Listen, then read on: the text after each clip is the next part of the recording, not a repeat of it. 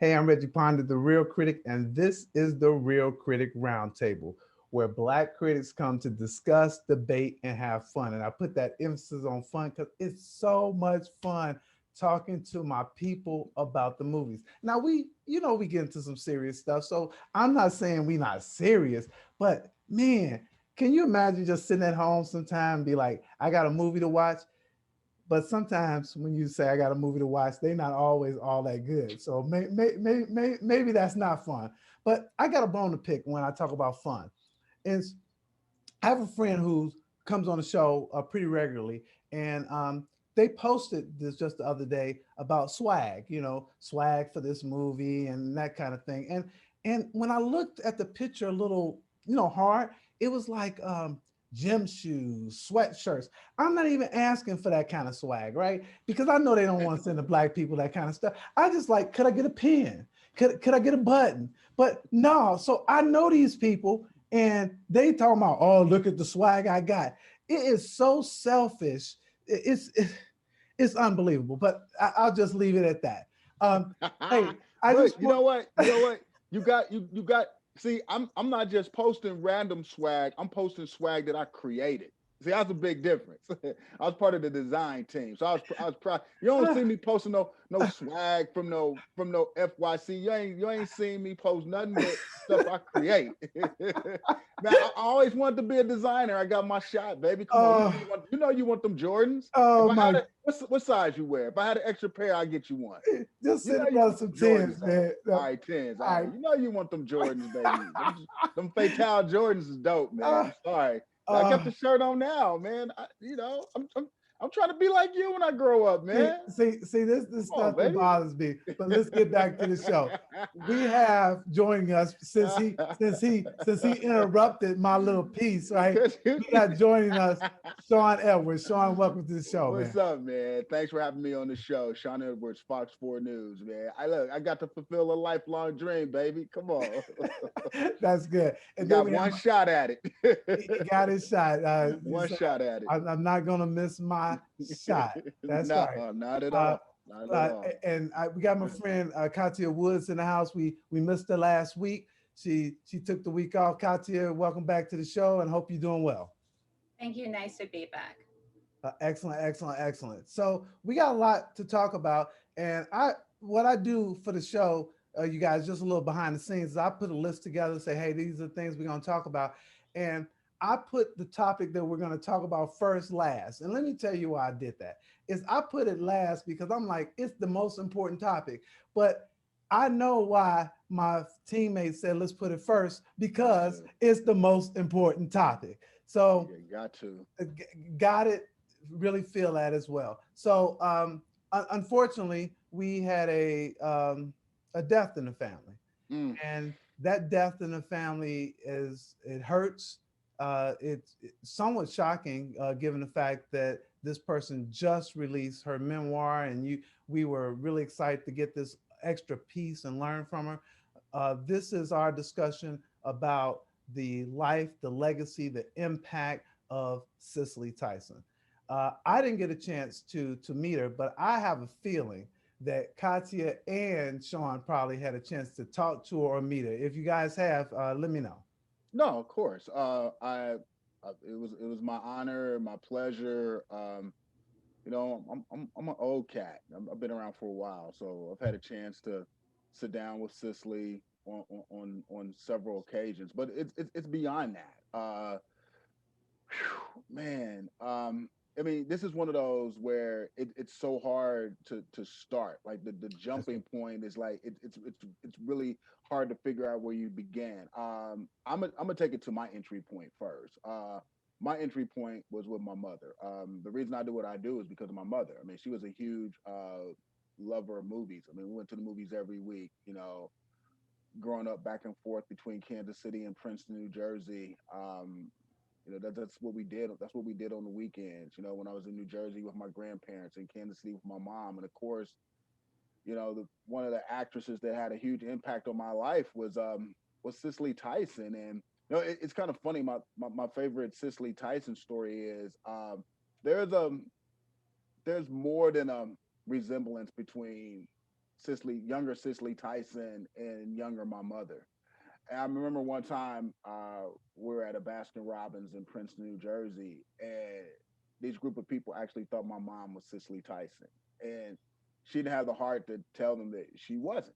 And she went on ahead and signed her autograph on a napkin, and I just thought that was like the coolest thing because it happened more than once because there is sort of there is a close resemblance, and so that's I mean I'll just leave it there. I mean she's just it's probably the first actress that connected to me that I knew about and wanted to find out more about, and man, and Yeah. you know, I'm a Roots era kid. 1977. That mini series was like, nothing's ever going to top that. I mean, just because of the nature of how we watch content, you're not going to break those records, but that was the first impact. Her and Roots, and then Bustin' Loose opposite Richard Pryor. All right. Katya, did you get a No, chance to I meet? never, she was on my list. I never got to meet her. We have people adjacent, but I never got to meet her. Yeah, You same, know, same here. But what's your story about Cicely? Sounder, Sounder. I remember Sounder vividly. Do you know what I mean? That film, just her performance, playing this woman dealing with these horrible circumstances during a horrible time, but just her strength and then always her style. She was she's really what you call elegant. That word gets used a lot with a lot of people, but it's not accurate. She's a very elegant woman. Just her whole aura about her, how she carried herself, not just in terms of clothing and style, but how she moved through the world, super, super elegant and classy. And I'm glad that she got her flowers while she was here. I'm glad she felt the love and the acknowledgement, and that, she did get her awards while she was still fully, you know what I mean? Um, conscious. Too often we give it to people when they're like, hanging on and we're not even sure if they're aware of what's going on. They're coming out in the wheelchair or long after they're gone and they're kids. I mean, granted, she should have won them for her work, but Well, that's I a was whole gonna different say, discussion. But the point is, she did get to have her moment, which is more than I can say for a lot of our pioneers. You know what I Yeah, mean? I, And we all should buy her memoir, but we should buy her memoir from Black bookstores. I That's like the I, key. I, I like Not that. from Amazon, not from Barnes and Noble. We should buy her memoir from Black I, bookstores. I love that. My memory is Sounder too, and I didn't see it in theaters. I saw it at home. I don't know when it was played, but I remember vividly the family sitting around the TV watching it, and it was so impactful for me. It's interesting, Sean, that you talk about your mom. Is that she reminded me of my mother, not from a physical perspective, but from Sounder in what she had to do, the things that she had to do and hold the family down. I identified with that, and at that performance right there, to me, I was like, whoa! I didn't even know about awards really then. They were like, oh, should she get an Academy Award or whatever? I wasn't really clued into that kind of thing, but the impact, and I think this is what you're talking about, Katya, is the impact that she had was like, bam. I really felt that movie, so I remember that vividly. When we talk about all the accolades, there's a lot to talk about. So when you talk about Katya, the flowers, and I understand, Sean, why you did this is that part of those flowers should have been an Academy Award for Sounder because she crushed it. So I get it. well, I do want to jump on that for a second. I mean, yeah, that's what sort of like hurts my soul. I mean, she's arguably one of the best actresses that's ever, like, we're not even going to use the word black. She's one of the best actresses that's ever worked in the game, film, TV, otherwise. And there are so many lesser people that have won Oscars and Emmys. So that hurts me. And I know you can't go back and course correct, but I do have to say that performance in Sounder was so powerful. They could not deny her because She got nominated the same year that Diane Carroll got nominated for Claudine, way before they gave a damn about inclusion, That's way right. before they gave a damn about diversity, way before hashtag Me Too was created, way before any of that. So that's how powerful that performance was, where they could not deny it, and she still got nominated. In that was really hard to do, because you got to remember how many other black actresses had ever even been nominated. That's So right. that's an incredible performance. And yeah, most people saw Sounder on TV because it wasn't a box office hit. And we're all too young to have actually. I was like 3 or 4 when it came out, so it's no way. TV is where I experienced like Sounder, but that's just how big. And that's just how brilliant that performance was. Was she still managed to get a nomination when all of the odds were against her? Yeah, for sure. So, Katya, talk about her from a woman's perspective. What do you think she means to black and black women? I think black women are hurting today. You know what I mean? It's like, and on one hand, she lived a full blessed life to live 96 and 96 present again, right? Because to be old and not your genuine self is I don't wish that for someone, just to be a shell of themselves. But she was 96 and present and enjoying her life, still working, very much. And I think it is, we're losing our pioneers. And you ask yourself, you have this woman who endured, who sacrificed, who opened so many doors, but we're still having so many of the same conversations. You know what I mean? So if you really want to honor her, stop with the nonsense and fix these things that should have been fixed 40 years ago, 50 years ago. We're coming up on the 20th anniversary of Halle Berry winning her Oscar. She's still the only Black woman. We're having the same dumb conversation this year where we're requiring Black women to do more than any, like they have, it's like almost like they gotta invent the movie, direct the movie, produce the movie, do the costumes, do the makeup, and still not get their flowers. You know what I mean?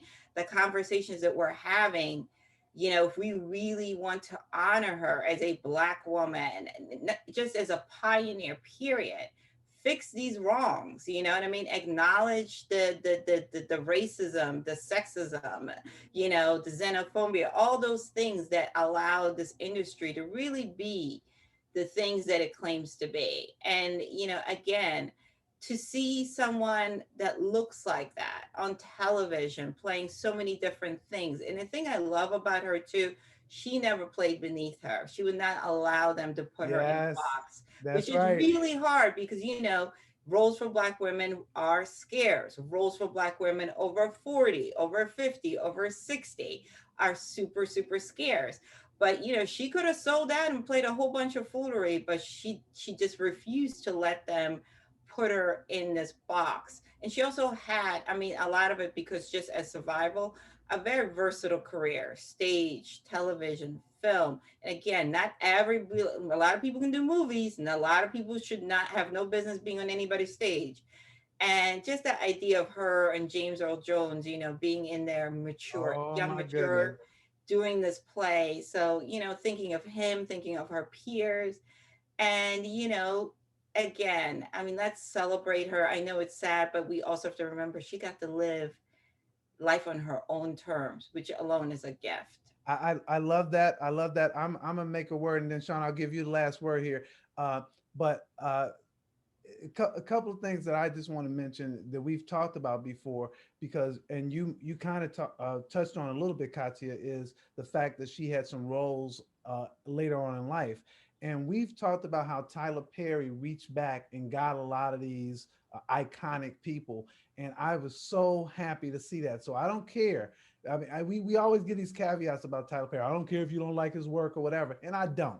Is that what he has done from an industry perspective, and the fact that he paid homage to someone of this magnitude to make sure to say this woman can act. I don't care what age, where she is, and we got something for her to do.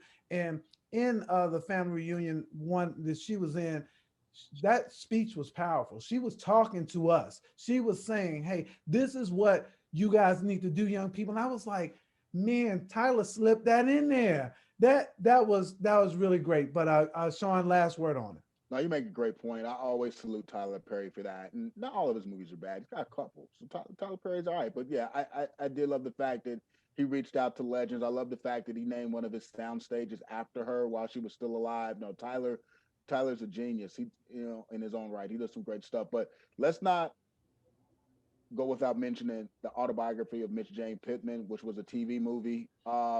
That's a very powerful movie. There've been a lot of biopics created since that movie that haven't hit the way that movie hit. I mean, that was a benchmark. I mean, that took television to a whole nother level, and they did that back in 1974. And another TV series that she was known for, A Woman Called Moses.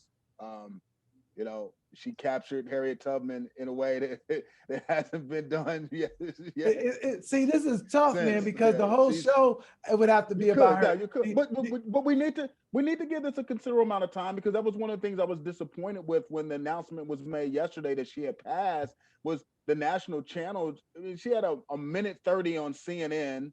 She had like 90 seconds on MSNBC. I don't even know if Fox acknowledged it. I was only able to do like 60 seconds on my. Let's give her the love she deserves. Yeah. Well, it just wasn't seen as the magnitude passing that it really is. No. Well, since you're gonna do that, Katya, so you mentioned Sounder. Is there something else that stands out for you that she did that stands out? I will say the autobiography of Jane Pittman. I think so, because again, when we think of us as people, our history is told so scattered, and to have that timeline, and to show why it's important that we tell our own stories is super, super important, because again, we're told that, we're like a bookend in this world, and to see that, and then you see that and you're like, wow, why don't I know this? Why isn't this being taught? Why didn't anybody show this to us? You know what I mean? Like, why do I got to wait for a TV movie to learn this? That's the stuff that always gets me, And also what I like about her, she had a good wit. Like, if you hear her in interviews or you hear people that knew her, like, she was funny, you know what I mean? Like, she was really, that's, I like that about a woman that isn't so pretentious. She's not willing to have to laugh at herself and to crack a joke, and that type of thing. Again, I do think because, right now there's so much going on. Like, let's be honest, like, the world is cray time 40. I hope someone is going to sit down, take the time, put together a nice special, have people say some kind words, people that worked with her, knew her, like, from the beginning, the earlier to present, you know what I mean? Because I do think that's what she deserves, I love that. So I'm, what I mean? It would be nice, but I would like them to put something together fitting of the artist that she was, and I'd rather people take their time, put something together that start off. I'm positive that her service will be shown. We'll get a glimpse of that if she wanted that. Let's keyword if she was up to that. And we'll get some of that. But I don't want somebody throwing something together that looks haphazard. Like, if you're gonna do it, like, let's do it right. Let's have her peers speak about her. And it would be great if BET stepped up and got itself together and put something together. You know what I mean? So I want to ask both of you guys before we move on is if you had to have someone play Cicely Tyson, does a name come to mind? Sean? Young girl, the one girl that does look Jodie like Turner her. Smith, maybe. Okay. All right. This is on the fly. Yeah, I know. I just said we said we have a little fun. I just thought yeah. Jodie Turner It's Smith. a tough one, right? Certain people, like, Or who was the girl from Beale Street? Yeah. Oh, I like that. Yeah. Oh, yeah. She was good. Well, the question is, who would play Miles Davis? Oh. Yeah, man. We forgot she was married to Miles. Miles was married to Miles. She I'm happy. But she got Miles out of the haze, Miles was in the clouds, and he said she had me eating right, exercising. you know, Great love story. It just didn't work out. yeah, because he's crazy. then He was crazy. didn't work out. Hey, I just want to end this segment by saying that much love and respect to Cicely Tyson. Obviously, condolences to her family, but we are so happy. I am that she passed this way, that she came by this way, and she left us with so many gems. And isn't it ironic that she left us one more piece before she left with her memoir? So I agree with Katya. Let's go out and support this book and purchase it from a black bookstore. I think that's good. I think That's that's smart. That's smart. And I'm watching Bustin' Loose later today.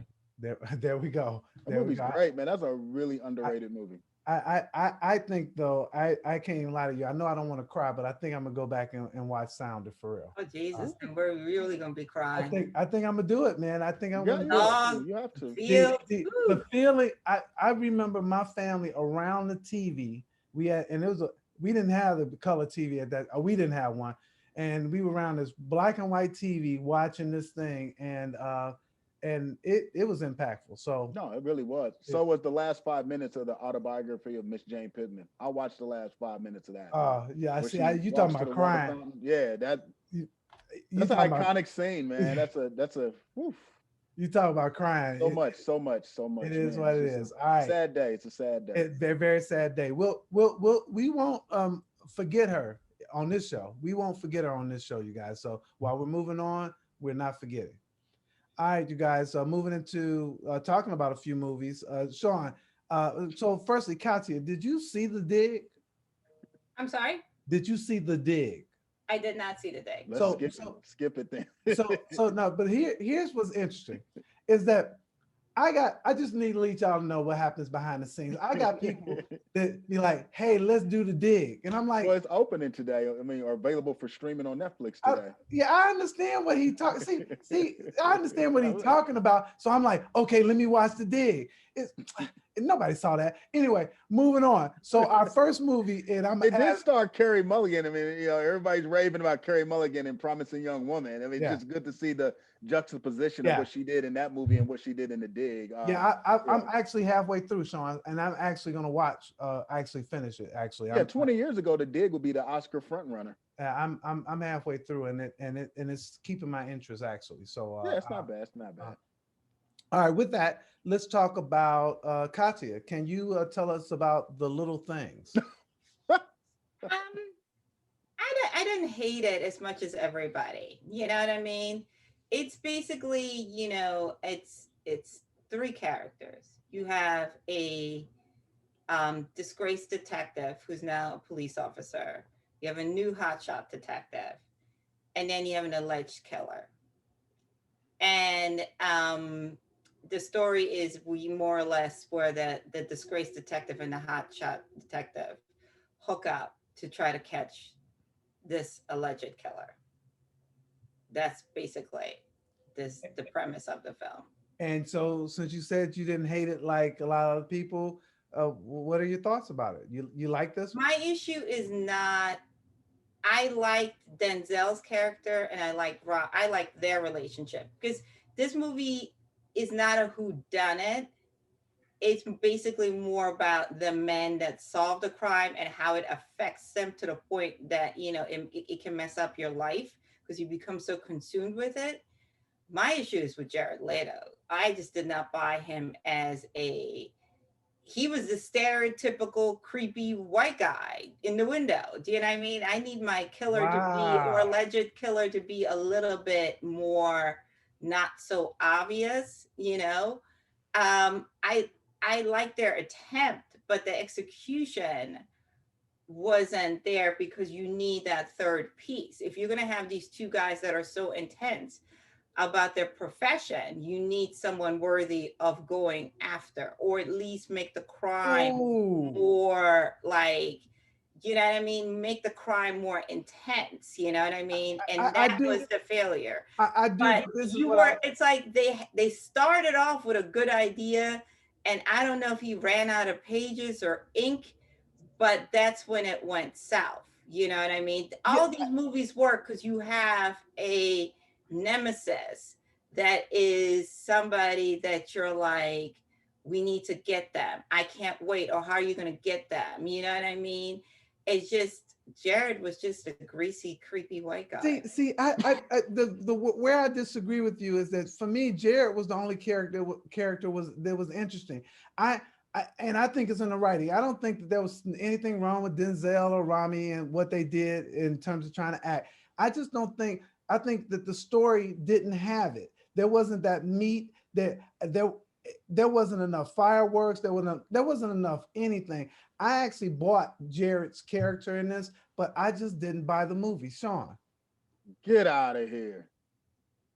It took not one, not two, not three Oscar winners that couldn't save this. This movie was terrible. Yep. Like it was so poor. There's a reason this script sat on the shelf for years. They shouldn't even bother to film it. Like this movie, it did nothing. It didn't move. There was no forward progression. I didn't care about Denzel's character. I didn't care about Rami's character. I didn't care about Jared Leto's character. The characters had no backstory. There was no development. There was no excitement. I've already seen this movie. It's called Seven, and mentioning this movie in the same breath as that film is totally disrespectful. I wanted to jump on screen and poke Denzel like, bruh, wake up from your nap. You are sleepwalking through this thing. This movie was dreadful. Next. Yeah, so I'm not going next because I'm going to piggyback Well, on, I'm going to piggyback on something you said is this movie was that woo. I think it started with the writing on this though is that there was that like you said there was no progression. It just stayed in a certain pocket and it just kind of stayed there and you were like this happens sometimes when my daughters come and talk to me and they're telling me a story and I'm like uh-huh uh, uh, uh-huh. Move it forward, push it forward. What I'm trying to get. What are you trying to say here? And I didn't get what they're trying to say. I'll leave the last word for you, Katya. Again, I mean, it's not, it's like, I've seen worse, So to me, it's like, yeah, for the quarantine, you got HBO Max, hit play, but I wouldn't tell you to go out and pay for it, All right. So for you, it's a watch it. For me, it's a not watch it, unfortunately. And Sean, well, I'll let him say it. I need to call my man D. I'm gonna hit my contacts like, bruh, come on, Rami, dude, bruh, come on, Jared, what's going on, man? There's a lot of talent on screen and none of it is executed or displayed. This is a true, when people say it was a waste of talent, this was a true waste of talent on every level. Yeah, I totally agree. Hey, well, that's it. And so, in the words of a famous philosopher, next. Yeah. All right. Hey, All I'm right. So, sorry. I would not recommend this to anyone, man. Even if we were in a double pandemic. wow. So I'm going to ask you, Sean, to bring in Supernova for me. Oh, okay. Thank you, man. We're cleaning it up, man. I feel like it's a spill on aisle 5, and I'm the guy with the mop. We get to talk about something good. Oh yeah, Supernova. We just talked about lack of writing. That's what I liked about this movie. It's about a couple, a gay couple, two men, one of them suffering from dementia.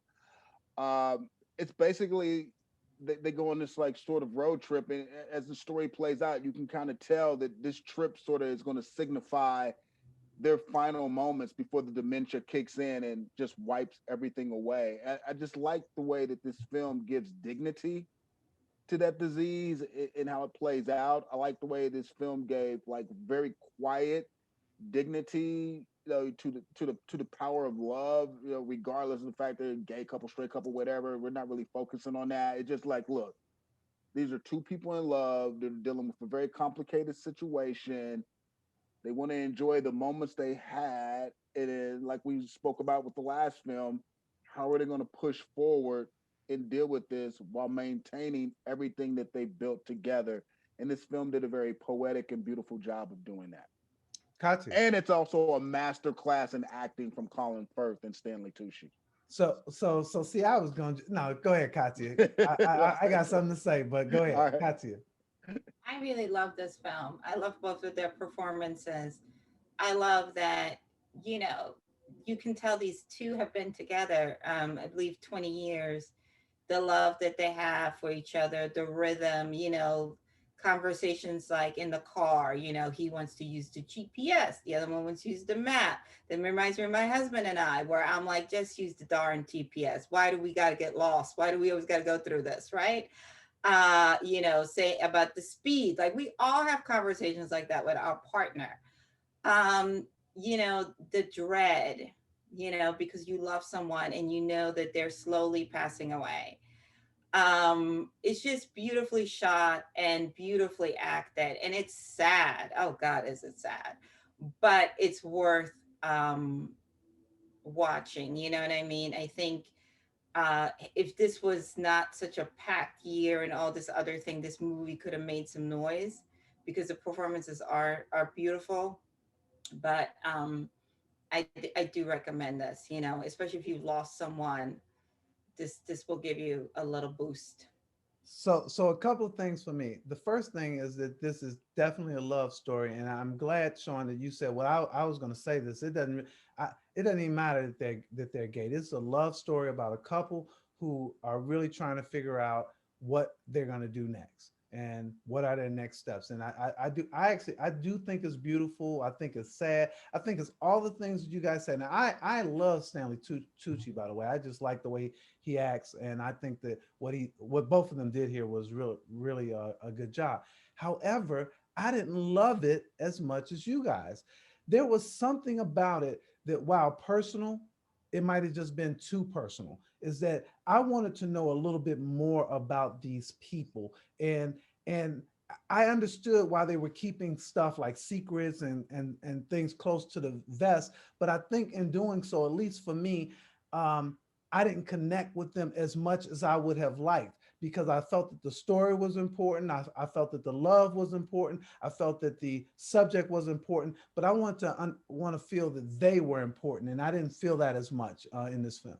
No, that's a valid point, and that's the point when I talked about it earlier on air on my station. I mean, that's the point that I said prevented it from being like super dope. Like it's a really good movie, but it's just that what you just spoke about prevents it from being like a great movie. But it's still very watchable, and I did enjoy it and like it a lot. But yeah, I 100% agree with what you just said. So with that, I'm saying it's a watch it, Katya, Absolutely, watch it. and you already said, Yeah, Sean, it's a it's a watch. watch. It's a watch. Yeah, out of all the movies we talked about, this is the one this week, man. Y'all can Well, try to roll with D if y'all want to. Don't be mad at us. We told you. well, that ends our section on the movies. And as a wise philosopher once said, next. So we're going to talk issues this time, and there's a couple of things. The first thing I want to talk about, because we have talked about the passing of a legend. I also want to talk about Cloris Leachman.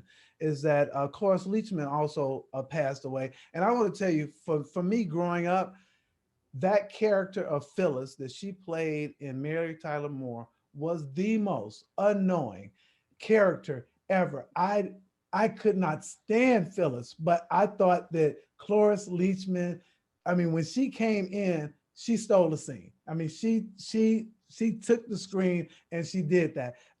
And there's a number of things that she's done. In fact, she won the Oscar the following year that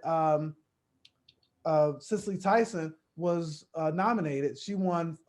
Cloris Leachman won for Best Supporting Actress for The Last Picture Show. So she's decorated all that. But my memory of her is really with um, Mary Tyler Moore. Well, that character of Mary Tyler Moore, if you remember, if you go back, or if you go back and study like the era of '70s sitcoms, she kind of was the benchmark because she sort of set the tone for every show to have that annoying character. That became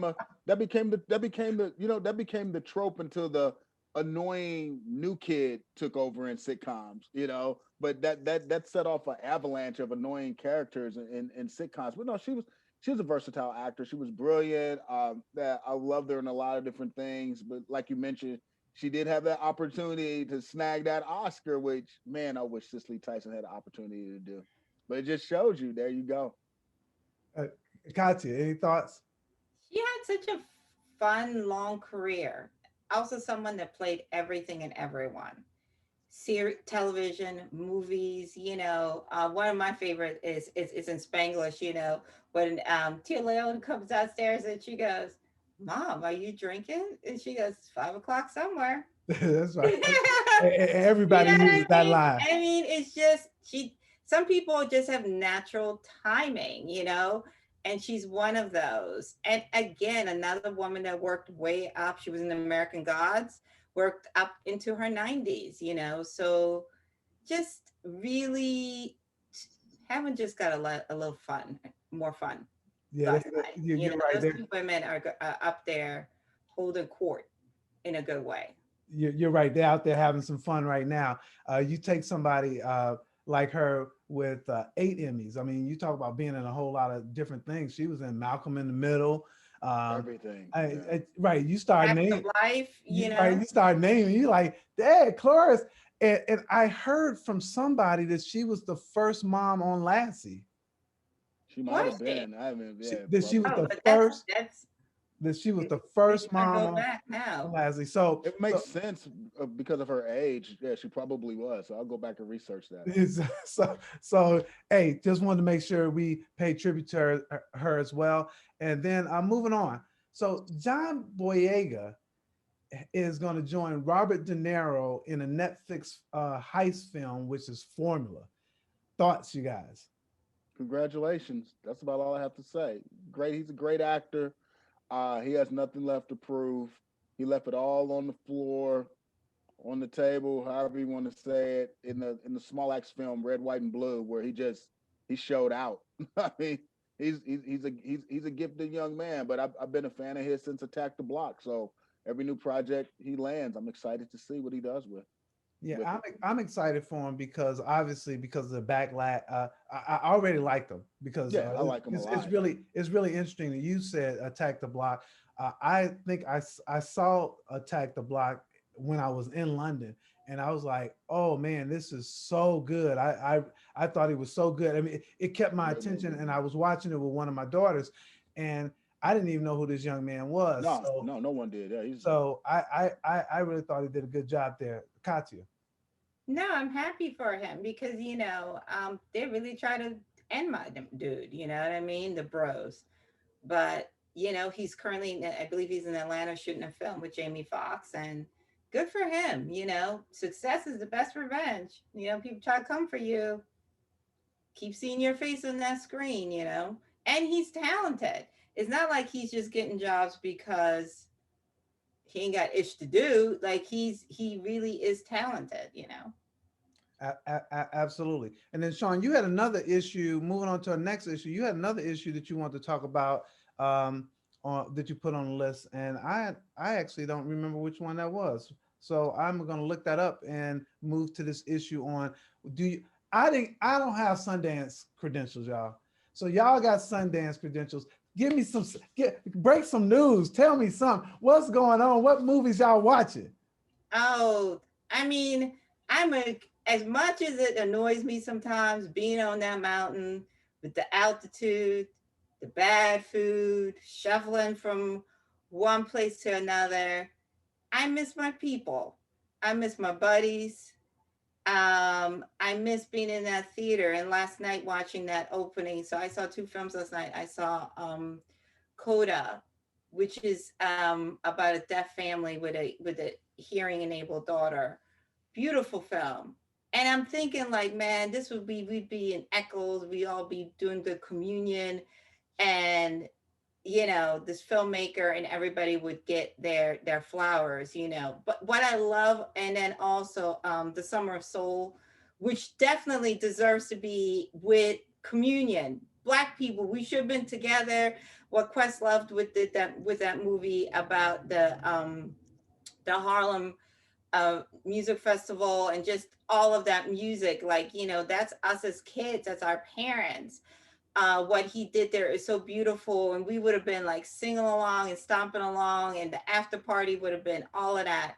But what I love about Sundance is there's something about that festival, the way they program it. And don't get me wrong, I love TIFF too. They know how to, they just have a way of picking like what's hot. Like, let's think about it. Like 4, 5 movies that we're still talking about right now in award contention came out of Sundance.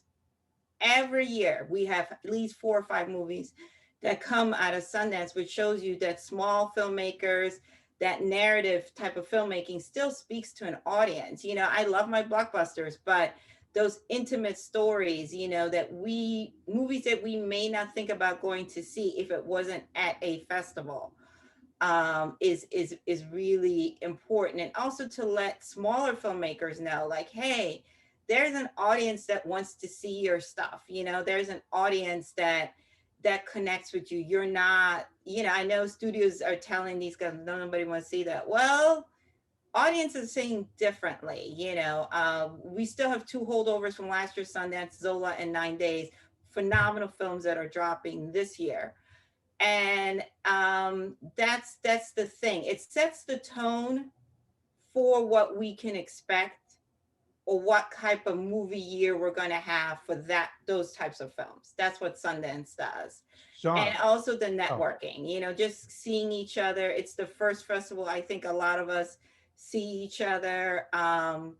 It's always great to see Black people in this industry, that are journalists working together, helping each other, jumping in an Uber together, telling each other where the good food is, because Lord knows food is hard to come by.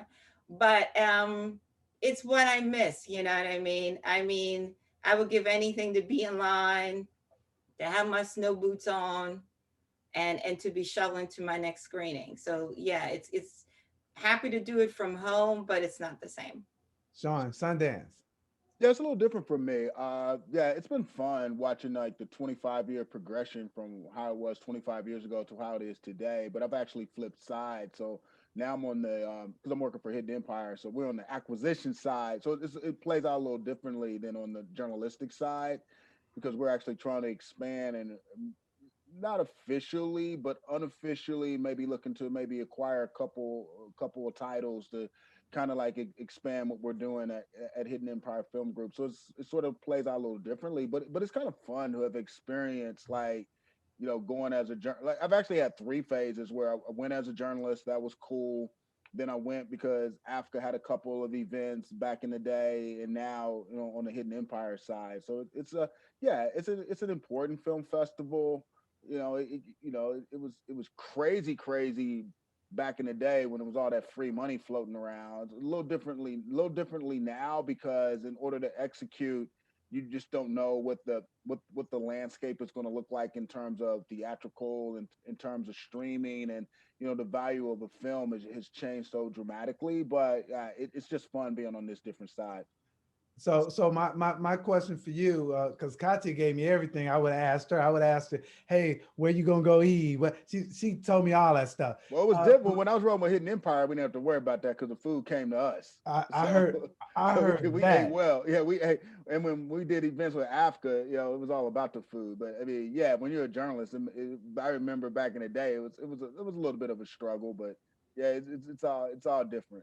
It's like And so you when you you're know looking levels. at when you possibly are looking at acquisitions, because this is great that I can ask you this question. When you're possibly looking at acquisitions, uh, how do you determine? Because as Kathy has just said, there are a lot of good movies coming out of Sundance. So how do you determine what is right for your organization? Yeah, that's a great question, Reggie. It all depends on what's right for you as either a film production company, what's right for you as a streamer, or what's right for you as a studio. For us, price point means everything. Because even with the films that we actually produce, we stay within a certain cost of production. At Hidden Empire, our range is from 2.5 to 7 because that's a doable price point for what we can do with the P&A that we're going to get from a typical deal from a studio that helps with the distribution to the marketplace. The type of film is also very very important. I mean that's a huge variable because you got to know where you can put this movie out into the marketplace in order for it to recoup the dollars that you need to get back to pay for the amount of money that you put into the canon to invest in it. So that's important as well. I mean, on an ancillary level, like cast, it's somewhat a factor because at some point in time when the movie is finally released, you need to market it. And yeah, there are scorecards kept on talent in terms of who's strong at marketing the movie, who's weak at marketing the movie, who likes to actually participate in the marketing, which is getting more rare and rare because man, let me tell you, behind the scenes, it is a pain in the ass to get talent to want to participate in set visits and junkets Wow. and all that. Oh man, it's dude, I can't wait till I retire. Definitely writing a tell-all book on that. The comments made behind the scenes and the things that go on in terms of getting people to want to push something where they're involved in even talent that have producer credits. It can be a bear, but no, it's all fun, it's all good. And It feels we're like slowly fun. trying, yeah, we're slowly trying to roll out into it. And the main reason we moved in this direction is because the challenges of actually filming right now still actually exist. It's a huge hurdle, Yeah. and it's 10, 15, 20% added onto the budget to get through the COVID protocols right now. So we only have a few minutes left, and I found the other topic that you put out there, Sean, which is really really important, and this is the celebration of Black Oh cinema. yeah, I forgot I sent you that. No, I mean we kind of addressed that earlier in the show. Cicely Tyson's passing. I mean that's one of the main reasons I came up and created the event way back when we launched it because I was like, look, is right when the whole films about the black experience thing was exploding around 2013, with 12 Years a Slave and the Mandela movie.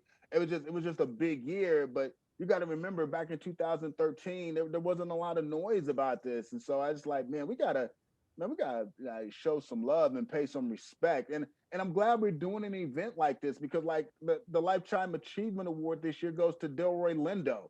I mean, who else was going to give Delroy Lindo a Lifetime Achievement Award? We Black did. people, So, yeah. black So people, That's right. That's right. black And so, people. Katya, I wanted to ask you this question for some time as we talk about celebrating Black cinema. The fact that movies, that there's so many different platforms out here, and things are so fragmented. Do you think that that we really can have a true celebration of Black cinema when most people haven't can't even? I mean, it's so fragmented. It's like, oh, there's a movie over here, there's something over here. There's so much good stuff out there, but not all of it's going to get seen or even recognized. true. I mean, it's, that's why we have our award shows. I mean, I know we like to get on our own, like, that we definitely can tighten up our award shows too. And there are some people that we need to acknowledge and include in the fold. We have our issues too. Pose, you can't just nominate Billy and not nominate MJ. Like, that doesn't make any sense to me. Or not nominate the show and the writing. I mean, is he on the show by himself? So that is a crux that we need to, but we need our award shows, because if we don't have our award shows, we are still having the conversation. I have it on Twitter. I have it. We talked about critics groups. How do you have a critics group in Chicago, Philadelphia, New York, and LA, and there's 3 Black people in it? Make that make sense. No, no, Stop no. asking Black people to be the token Negroes in the group, but we don't have any agency. We don't have anything to say. Our voice is not being heard. We're not on these committees. All of that sets how we go into award season, which then opens up opportunities for our people. I mean, and again, we're not talking Topeka, Kansas. We're not talking like Collegeville, where I live. We're talking Philadelphia, Chicago, New York, Los Angeles. Look at those critics groups. It's an embarrassment. We should be embarrassed that we're still saying first and second. And we need to celebrate our own. Yes, in a perfect world, Delroy Lindo should have had a governor's award at the Academy Awards, at least to make up for, being overlooked, or, whatever it is.